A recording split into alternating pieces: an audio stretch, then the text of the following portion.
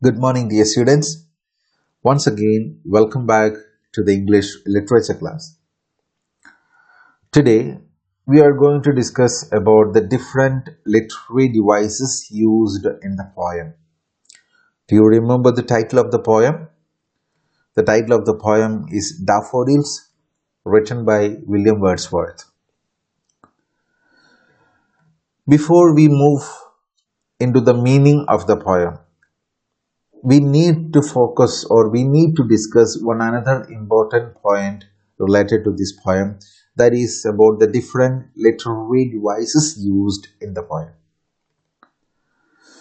and the different literary devices used by the author to beautify the poem. It has got divided into three different segments. First one, themes; second one, style; and third one, critical remarks. Under the theme, we are going to discuss two different points, and the first one is influence of nature on man. As I have already told you in the previous class, William Wordsworth is a romantic poet. In all his poems, he has mentioned the feelings of human being. The inner feelings of human being is becoming the subject matter of his writings. That way he is being considered as a romantic poet. I have already mentioned that William Wordsworth was the leader of Romanticism, a period of English literature. So he was being considered as a prominent personality of that period. So all his poems are in a romantic mood. That's why he was being considered as a romantic poet.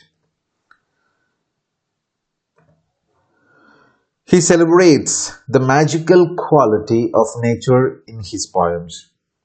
Okay, so he was a romantic poet who always celebrates the magical quality of nature in his poems. In his writings, he always mentions about the quality of nature, the magical quality of nature. It can cure all the problems of human being.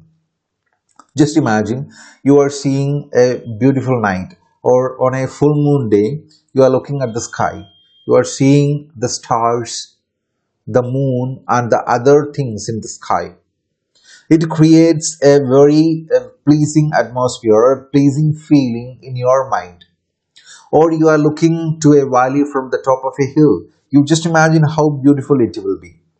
So throughout all his poems, or in number of his poems, he has written about the magical quality of nature, and he uses number of nature images. What is meant by nature images? Nature images like clouds, lakes, hills, stars, etc. Just imagine on a day you are looking at the sky, and there you can see number of clouds, white clouds are floating in the atmosphere, in the air, and it is having different shape, different structure, and it is moving according to the breeze.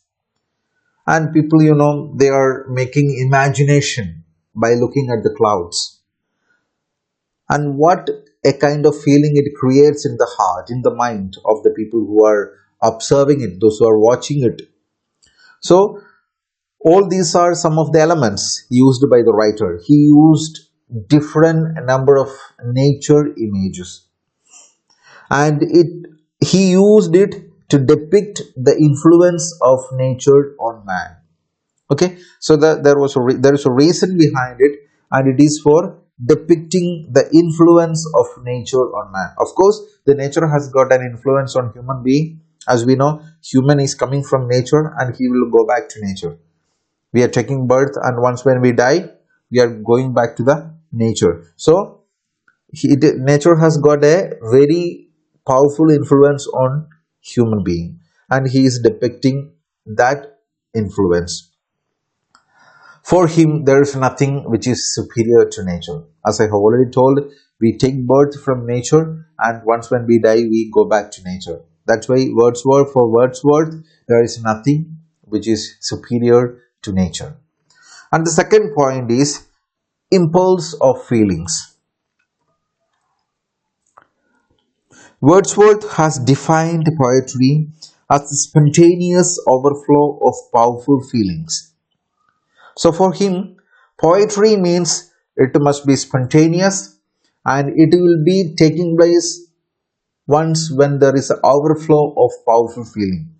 So normally nobody can make poetry.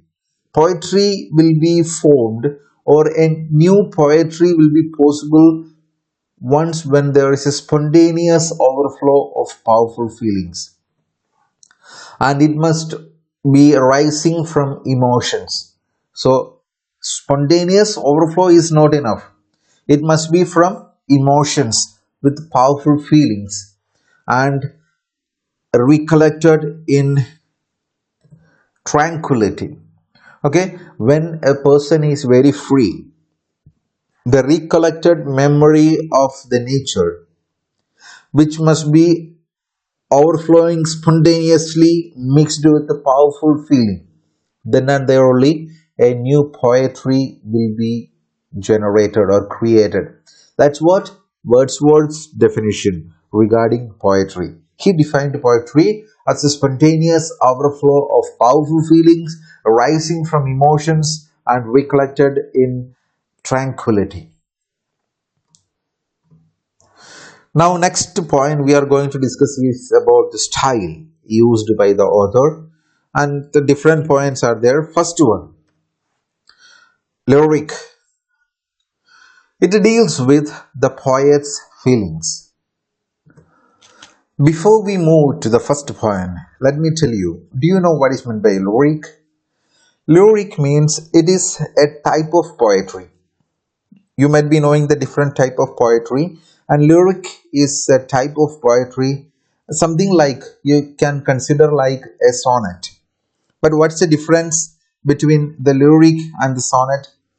Lyric is a kind of writings which is mixed with the thoughts and feelings, but it will be something like in the form of a song. Okay, lyric is a kind of writings which are mixed with feelings, but it will be in the form of a song.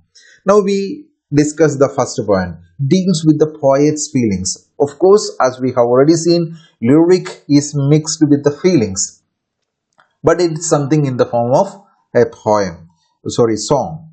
Again, it mixed with his state of mind. Of course, the influence of the writer, his feelings, his state of mind, what is there in his mind, his thoughts, his perception, how he look at the things, how he make some idea about a point or a topic.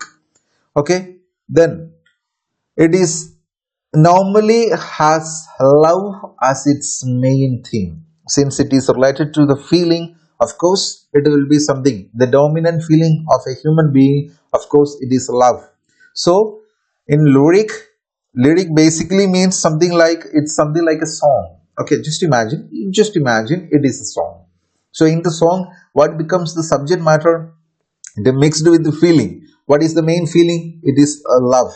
But along with the love, the state of mind, the perception of the writer, all these things will be mixed together. So under the style, when we discuss, the first point is lyric.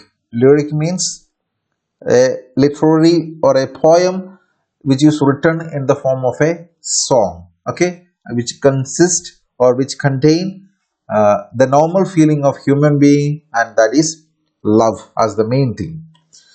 And second point is about the form and structure. Form and structure.